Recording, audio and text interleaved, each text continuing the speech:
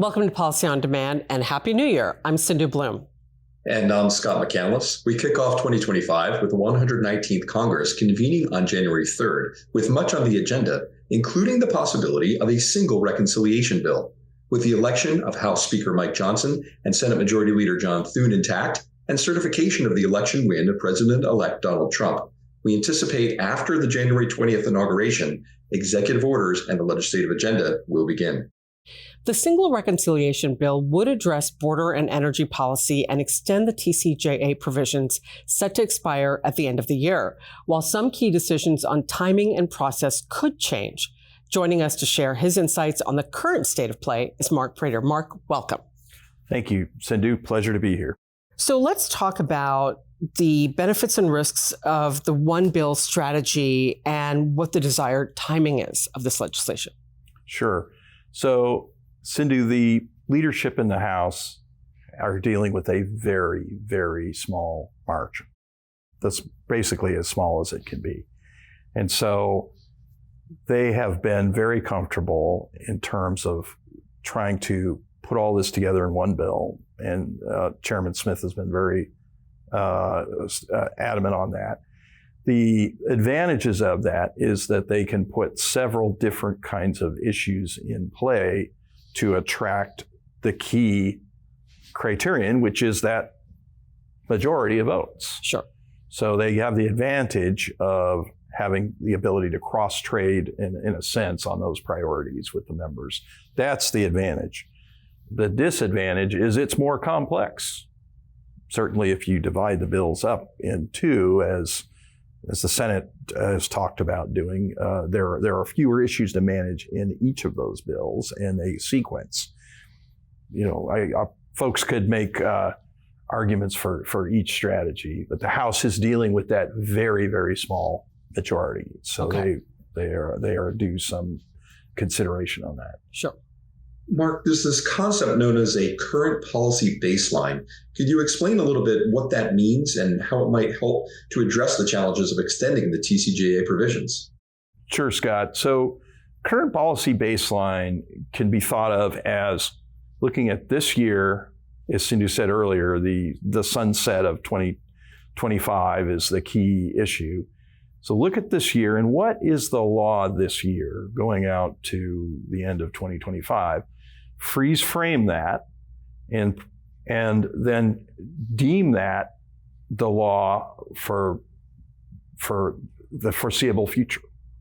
So that means that what is now the law becomes policy. So any provisions that sunset then are not an issue in terms of offsets in that baseline. So the policy continues changing the law to conform to that policy baseline, then does not have any revenue consequences. So it makes the need for offsets or deficit financing much, much simpler. Mark, I'd like to ask about the debt limit and what challenges that presents for the legislation, as well as the March 14th deadline for government funding. What does that do in terms of the legislation? So, Sindhu, first on the debt limit, we were operating on a suspended debt limit, not a debt limit increase from the last legislative product. So that means the debt limit is now in place. And Secretary Yellen wrote the Hill and said, for about a week period there, kind of with the inauguration almost in the middle of it, that she will then move to what are called extraordinary measures. Extraordinary measures allow the secretary then can basically ameliorate some of the headroom on the debt limit through a variety of measures.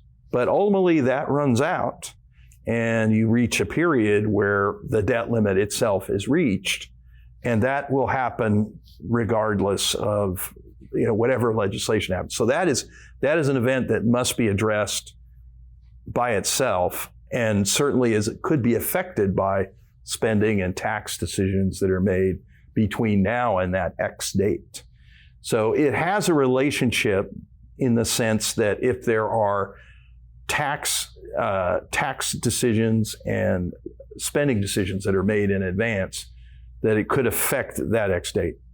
That's one effect. The other effect is the political effects and the policy considerations. So, of course, the debt limit itself represents kind of an acknowledgement of fiscal situations, it's the cumulative effect of deficits. So the extent that deficit financing of spending or tax cuts or whatever is a concern, the debt limit makes that a clearer message in a sense. Right. So there's a political consequence. So it relates to it in that sense. Now, the debt limit itself can be addressed in reconciliation if there's a number and it's increased, or what is more likely, it's addressed outside of reconciliation, which means it's a regular order bill. It's in an appropriations bill or some other bill like that, which means it needs 60 votes in the Senate, which means it has to be bipartisan. So you have reconciliation, which in this case is likely a very partisan process, but then you have the debt limit, which is likely going to have to be a bipartisan process, unless it's addressed in reconciliation. And Mark, what about the idea of tariffs? Could tariffs be used to offset policies and legislative activity on the Hill? And if so, how might that work? Tariffs are revenue for budget purposes, but they're not counted for budgeting in terms of the specifics of budgeting unless they are legislated. So revenues and spending legislated are counted for deficits. Now, the administrative side of tariffs, so if the president uses his power and puts in place tariffs, those are receipts. So those are accounted for in receipts in the budget. So it's a question of kind of the legislative scorekeeping versus the receipts.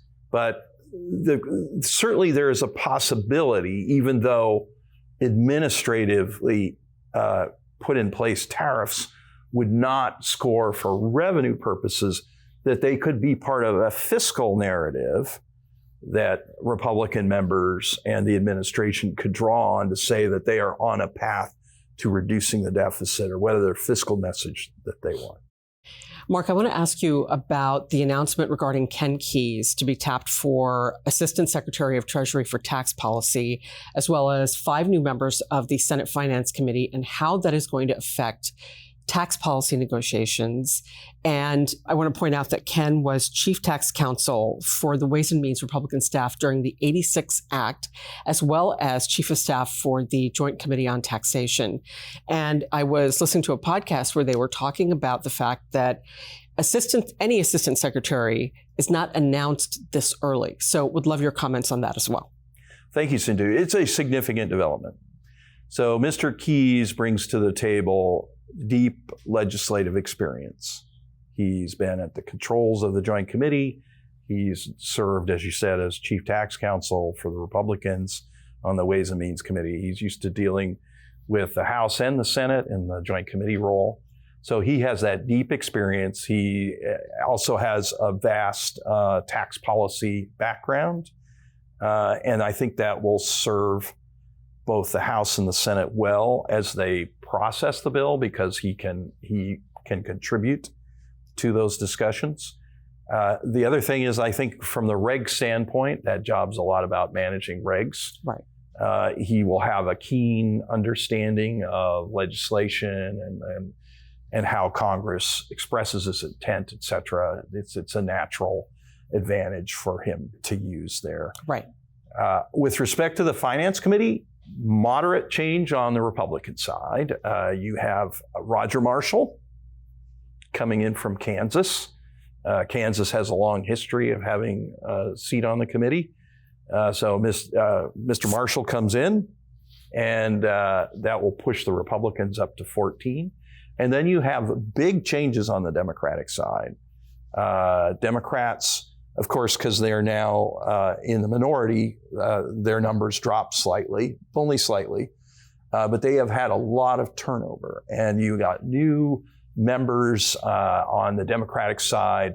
Leader Schumer looked at the caucus and picked the spectrum from that spectrum, regionally, ideologically, et cetera. And so Senator Sanders, a longtime progressive from Vermont, is on the committee now. He has a lot of ideas in the tax area, very strong progressive. So I would expect we will see a lot of that coming out in the hearings and other things. You also have Tina Smith from the state of Minnesota. Minnesota has some history on the committee. So she comes in as a member from Minnesota with, she'll probably be in touch with ag interests and those interests that are very strong in Minnesota. You have Ben Ray Lujan from New Mexico. And you've got Peter Welch from Vermont. So you have two Vermonters. And so this big change on the Democratic side, but the senior membership remains the same. Senator Wyden will continue as the senior Democrat. And so he'll go from chairman to ranking member. And you've got other senior members like Senator Cantwell on the committee. But no doubt, this is a big change on the Democratic side. And the committee itself, with the ratio as narrow as it is, means that all the members have influence on the debate, on the hearings. And even though Republicans are in the majority and we're probably looking at a partisan reconciliation bill process, those Democratic members will have a say in amendments, and on the walkthrough of the markup and all those other questions too when the committee processes legislation. Okay. And Mark, finally, what actions should companies consider taking as they look to the beginning of the new Trump administration? I think they want to think about their own economic footprints. And since the legislation will start in the House and work its way through the Senate, think about those contacts, those relationships that they have with those members, those key members, and work those relationships, maintain them, enhance them, and connect that footprint and those activities and those workers to the policy positions that they wish to advocate. Do that, and then also keep in mind some of the dynamics on the domestic side in terms of the possibility of tariffs, which we discussed a short time ago, and the tax changes that are coming. Mark, thank you very much for your time and insights as always. Appreciate being with us. Thanks, Scott. Thanks, Sindhu. Pleasure to be here. And this week, we resume our regular programming with Week in Review coming up this Friday, and more on the second Trump administration agenda in the coming weeks. And a lot more coming your way on trade and the implications of Canadian Prime Minister Justin Trudeau stepping down as leader of his party and eventually as Prime Minister.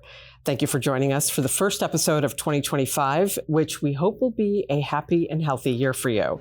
Take care.